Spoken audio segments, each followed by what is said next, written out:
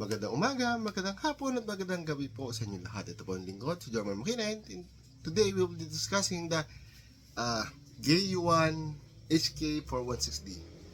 This is a cheap, almost all plastic M4 variant. As you can see here, plastic. But it's metal on the right places. It has metal gears, metal barrel, metal tooth piston body.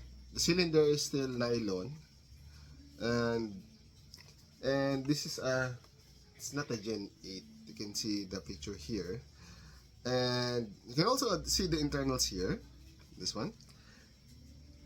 As far as I know, this is a very cheap model. In the Philippines, it will be around 4,000 plus, and this is a loaner from a friend of mine. He will be selling this one.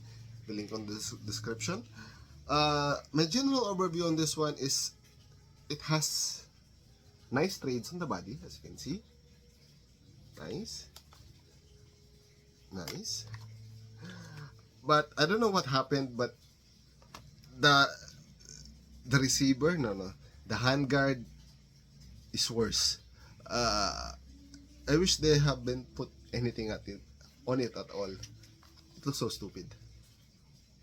As you can see, it has also a plastic flash hider. It has no built-in hop up, but there is enough space here to be able to put a barrel-based hop up. It shoots around 210 FPS out of the box, but this one is a pre-upgraded model, so this shoots around 260 and above, and it shoots quite well, quite accurate for more than 10 meters. I have a target there.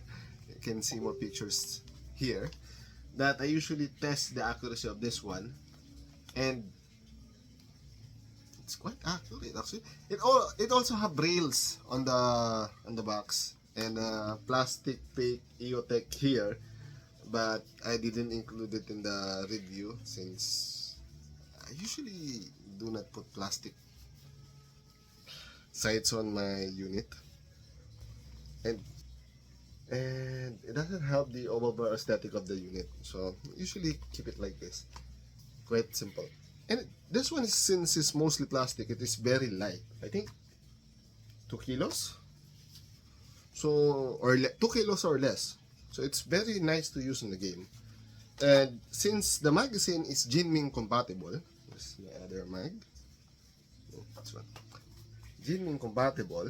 As you can see, the notch is similar.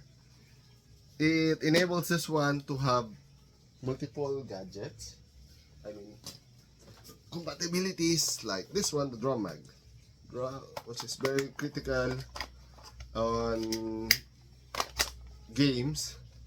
See, I said compatible, it's not that perfect, especially since I modified the holes on this one to be Simon compatible, but unfortunately it's it is, but not perfect. Anywho,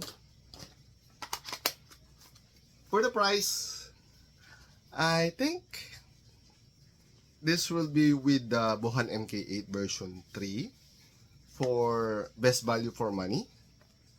Especially this one, since this one includes 11.1 volts out of the box with the charger, although it's a very small one, but still okay. So this is far more competitive from the GeYuan MK8, also from the ARP9, from the best starter best starter rifle. I'm hoping. Mostly I said good things about this one, but the only cons that I can say is that I hate its screws. It has for Allen type screws here. You need to remove this, more screws here, 2 more screws here to be able to open this one. Picture here. So you can access the internals. The problem with those screws is that it tends to get damage, and makes it harder for you to replace it, or to first to remove, then if you can find replacements. So if you're going to open this one, try to prepare all the necessary parts before opening.